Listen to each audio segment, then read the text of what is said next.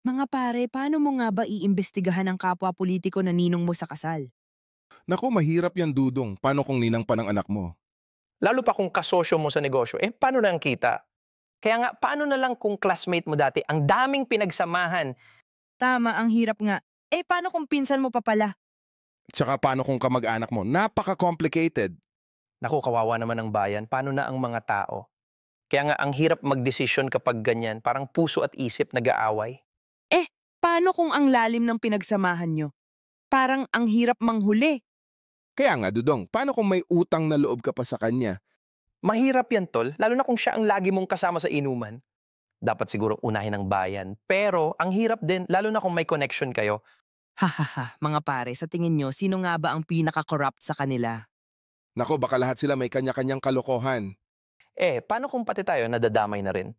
Kaya dapat maging matalino at maingat sa mga desisyon. Tama, dapat alamin ang totoo. Pero paano nga ba?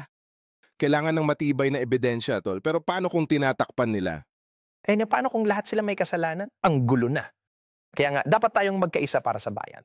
Sana sa susunod na eleksyon, mas maging maingat tayo. Oo nga, tol. Para sa kinabukasan ng mga anak natin. Tagay pa para sa magandang kinabukasan. Tagay hahaha mga kaibigan para sa pagbabago at sa bayan. Mga pare, talagang nakakatawa na ang mga politiko natin, ano? Parang teleserye na may plot twist. Oo nga, dudong. Pero paano kung may mga ninong at ninang sa likod ng camera? Basta may alak solved na ako. Pero seryoso, paano nga ba natin bubusisiin ang mga ganito?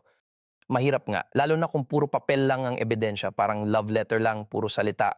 Ha ha ha! Love letter na walang laman. Pero paano kung bigyan ng flower para bumango? Paano kung ang bulaklak ay may tinik? Parang relasyon lang. Masakit. Naku mga pare, mas masakit pa sa hangover yan. Pero seryoso, paano natin ito ayusin? Siguro dapat tayong magtulungan. Alam nyo, parang relasyon din, teamwork. Oo nga, teamwork. Pero paano kung may isang naglilihim? Parang sa barkada may pasaway. Kailangan nating alamin kung sino ang may sikreto, tulad ng paghahanap ng the one.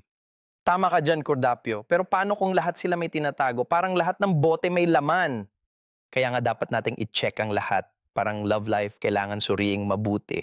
Lasing na ata tayo. Mga pare, minsan iniisip ko dapat yata tayong maging detective.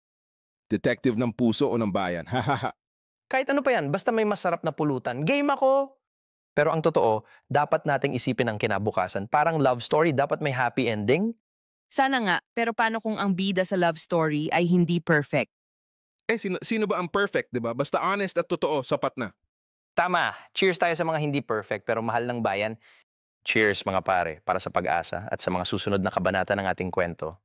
Cheers para sa katotohanan at sa ating samahan. Sa mga magagandang alaala at sa mga bagong simula. At sa mga botelyang alak na magdadala sa atin sa magandang usapan. Cheers mga kaibigan para sa bayan, para sa pagmamahalan.